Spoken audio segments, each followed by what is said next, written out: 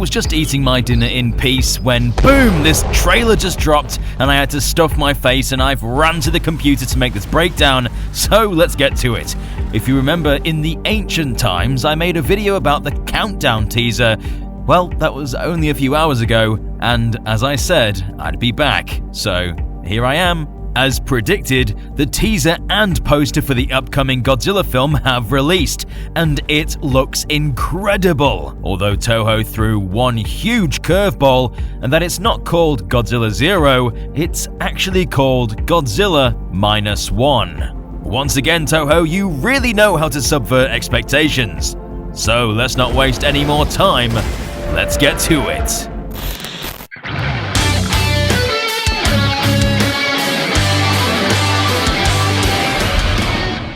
What's up, residents? Alistair here, and the long-awaited first trailer for Takeshi Yamazaki's new Godzilla film has just released, and it's everything I'd hoped it would be. It has tension, action, scenes of an apocalyptic scale, and the setting, oh my god, the setting, it just looked perfect. The trailer starts off with a headline: "Post-war Japan had lost everything," obviously in reference to the absolute devastation caused by the atomic bombs.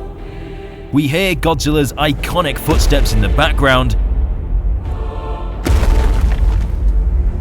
as we get an overview of the city. This is actually Ginza Clock Tower in Tokyo, which tells us this is the wrath of Godzilla, not the atomic bombs. It seems that the king of the monsters had unexpectedly risen from the ground and walked straight through the heart of the city, causing unmeasurable levels of death and destruction. This bird's eye view of the carnage really gives me Godzilla 2014 vibes, bringing me back to that first teaser where we saw all the damage the monsters had made. So, if this film can truly deliver on the solo Godzilla mayhem that Godzilla 2014 unfortunately lacked, then I'm going to be extremely happy. In the next shot, we get an even better look at the sheer levels of destruction. What was once a bustling city with busy roads and millions of people has been reduced to rubble, with massive holes left where Godzilla once stood. Smoke from recent fires still choke the air, which tells us this destruction happened within the last day or two. Next up, we get a more up-close and personal view of the destruction. The skyline, which was once filled with buildings, has been reduced to ash. A rescue crew searches the rubble for any survivors, which is reminiscent of the real missions that everyday civilians went on in Hiroshima and Nagasaki, despite the harmful radiation surrounding them. It's not clear if Godzilla leaves a trail of radiation like most previous incarnations of the character. Considering there's a protest fighting to get a closer look, I'd initially say no, or they're at the very least just blissfully unaware of the harmful chemicals currently being shot through their body. Though one of the signs in Japanese, translated, says "Danger, do not enter," and if you look closely, it seems like these first responders are wearing a type of film over them to protect them from the chemicals. So chances are this was the first attack, and the civilians just don't simply know about the radiation yet. The trailer cuts to black and shows us a quote, "From 0 to minus," before hard cutting to a shot of Godzilla cutting through a block of buildings, crushing the civilians running for safety. The sheer scale and intimacy of the destruction gets my blood pumping. This visual style is exactly what I want from a Godzilla film, and seeing Godzilla tower over the people is terrifying. We then see a train carriage thrown across the tracks by some immeasurably powerful force. And next up, buildings cracking open, throwing civilians down to their deaths. Following this, we get another intense POV shot from the eye levels from those running from the destruction. This stuff is haunting, and we can just see the faces of those panicking, fighting for their lives. And now the money shot, this classic scene of people running from Godzilla's feet, and he looks massive. I really like the almost monitor lizard-like feet, and you just know these people are dead.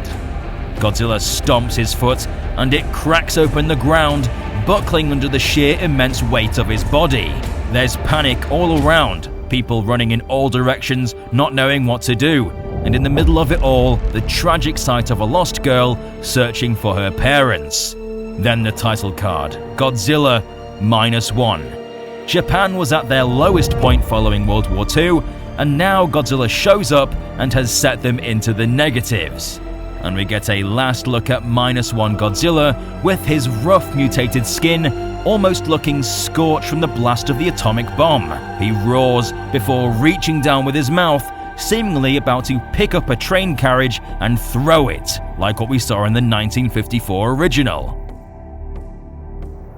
Now, we know the release date is November 3rd in Japan, but the trailer also confirms that the release date for the US is December 1st, less than a month later, clearly continuing their World of Godzilla plan to make Godzilla more of an international name, though I hope by world they don't just mean America and Japan, because us here in the UK would really like to see this thing. That's still insane news, because I figured we'd have to wait until after Godzilla and Kong the New Empire for this to release in the West. Whilst it might be a pain in the arse to have to travel to America to watch the film, at least we do have that option and we don't have to wait that long.